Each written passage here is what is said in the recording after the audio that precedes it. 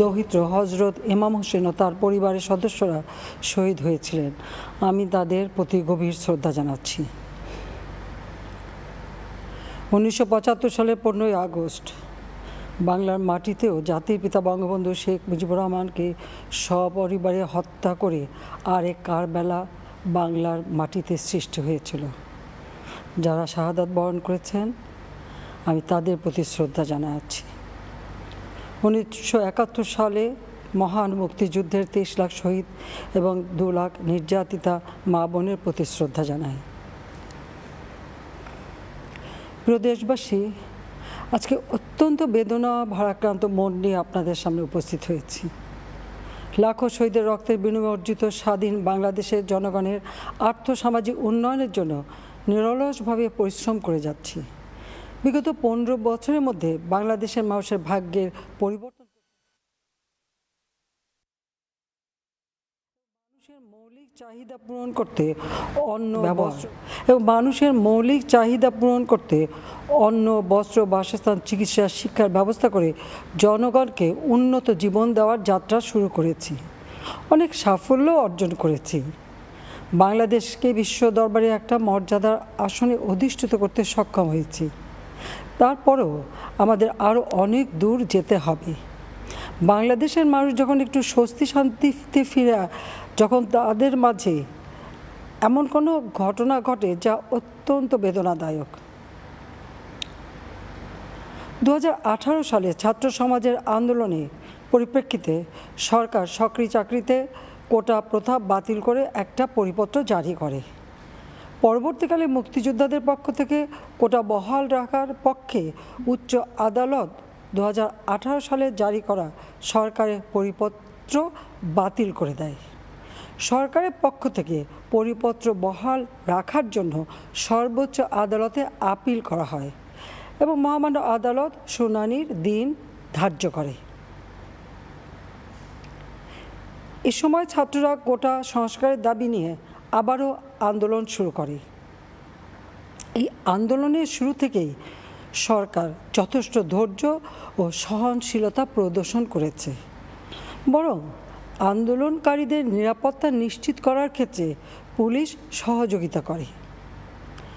মহামান্য রাষ্ট্রপতির কাছে যখন আন্দোলনকারীরা স্মারকলিপি প্রদান করার ইচ্ছা প্রকাশ করে, সেক্ষেত্রে তাদের সুযোগ করে দেওয়া হয় এবং নিরাপত্তারও ব্যবস্থা নেওয়া হয়। অত্যন্ত পরিতাপের বিষয় হলো কিছু মহল এই আন্দোলনের সুযোগটা নিয়ে অনাকাঙ্ক্ষিত উচ্চাবিলাস চরিতার্থ করার সুযোগ নিয়ে সন্ত্রাসী কর্মকাণ্ডে লিপ্ত হয়। এর ফলে এই কোমলমতি শিক্ষার্থীদের আন্দোলনকে ঘিরে যে সকল ঘটনা ঘটেছে তা খুবই বেদনাদায়ক ও দুঃখজনক। অহেতুক কতগুলি মূল্যবান জীবন ঝরে গেল। আপনজন হারাবার বেদনা যে কত কষ্টের তা আমার থেকে আর কে বেশি জানে। যারা মৃত্যুবরণ করেছে তাদের আত্মার মাগফিরাত কামনা করছি। পরিবারের সদস্যদের প্রতি গভীর সমবেদনা জানাচ্ছি। আমি প্রতিটি হত্যাকাণ্ডের নিন্দা জানাই।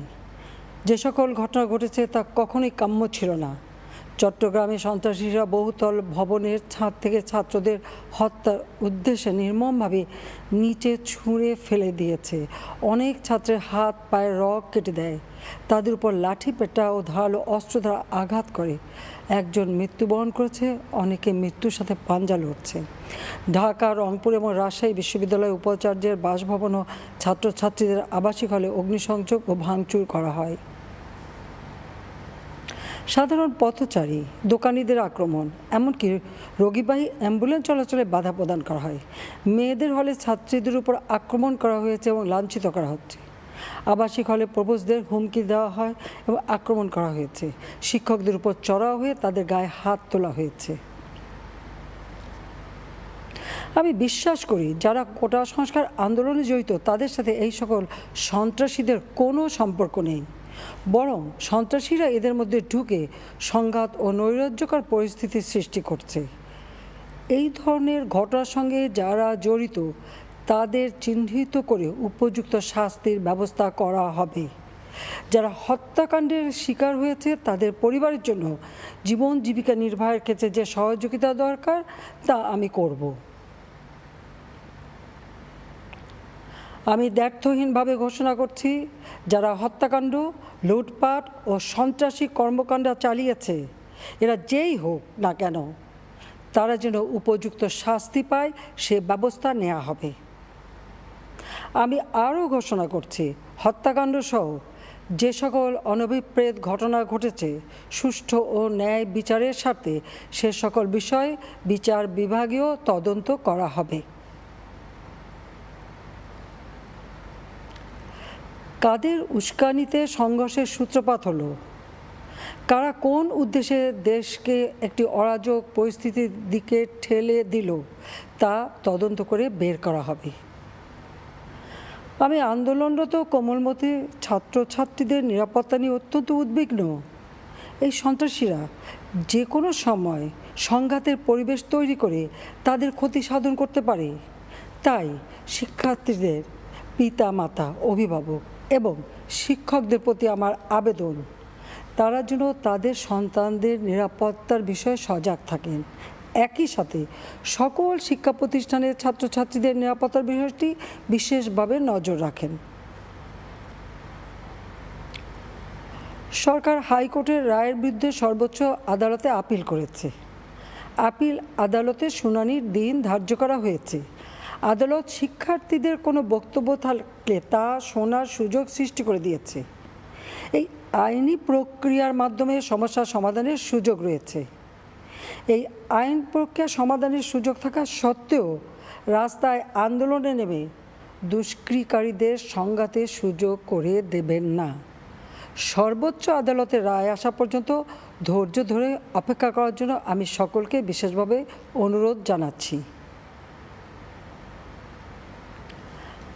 আমার বিশ্বাস, আমাদের ছাত্র সমাজ উচ্চ আদালত থেকে ন্যায় বিচারই পাবে, তাদের হতাশ হতে হবে না।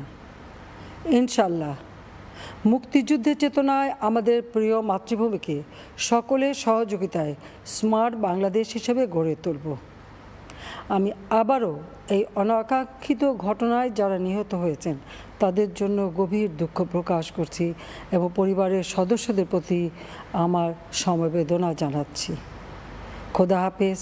জয় বাংলা, জয় বঙ্গবন্ধু, বাংলাদেশ চিরজীবী হোক।